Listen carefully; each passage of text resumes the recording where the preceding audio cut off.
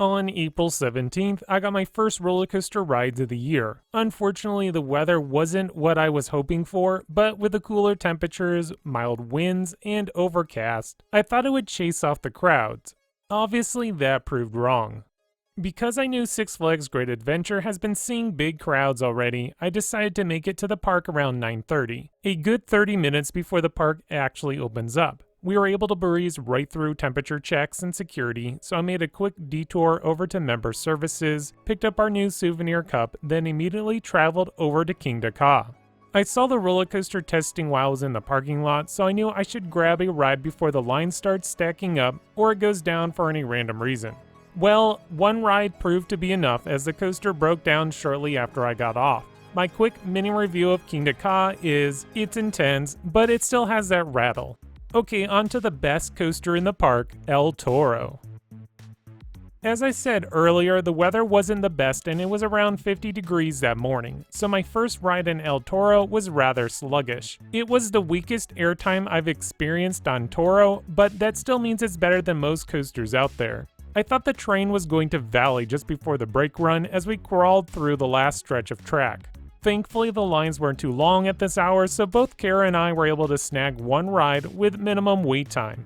It wasn't even 11 a.m. and I knocked out two of their major coasters. I was still feeling a little optimistic about the day, but little did I know how many people were pouring in through the front gates as we made our way over to Runaway Mine Train.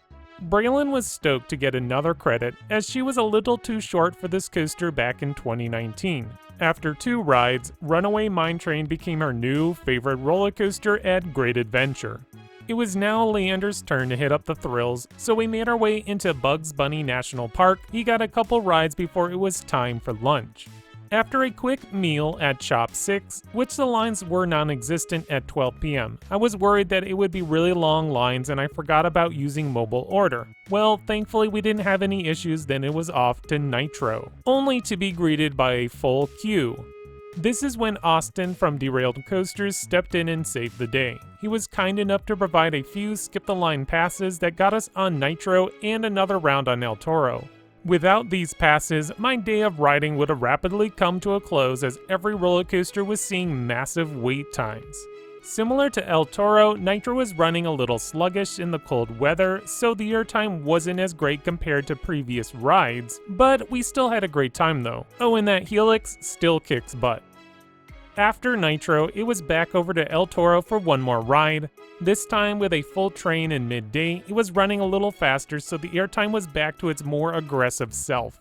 Speaking of full trains, Six Flags is filling every row, which is great for ride capacity. Now, with that said, operations weren't the strong suit at the park. With limited staffing, employees were covering multiple areas, so the guy who checks your lap bar is also responsible for organizing the assigned seating.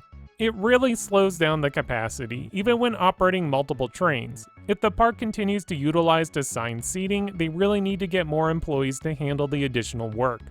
After getting a good ride in El Toro, we tried our luck at another go with Kingda Ka. The ride kept breaking down as I was shooting video in the area. When we decided to check out the line, it was pretty full and thought it wasn't worth the wait.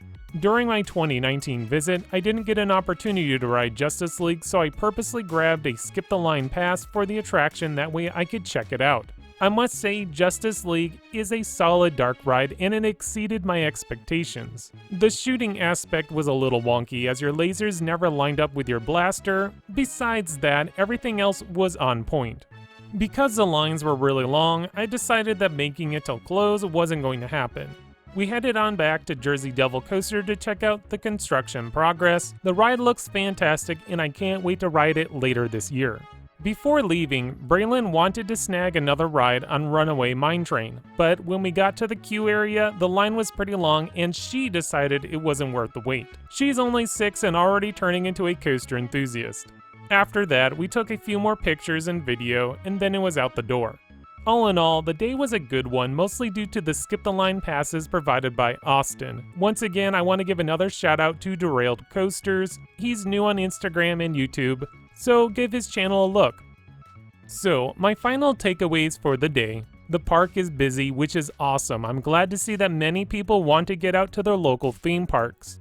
Ride capacity is still lacking. Even though they are loading every row with their roller coasters, the lack of employees is increasing wait times. Jersey Devil Coaster is not open yet. Give it a couple months and this roller coaster will be thrilling guests. Well, that wraps up my trip review of Six Flags Great Adventure. It's still a little bit early in the year, so give them some time to get things organized and get ready for the summer season. If you've been to Great Adventure this year, tell me all about your experience in the comments below. If you enjoyed this video and want to see more, first, click the like button, second, subscribe. That way you'll continue to get great content coming your way by Extreme Thrills.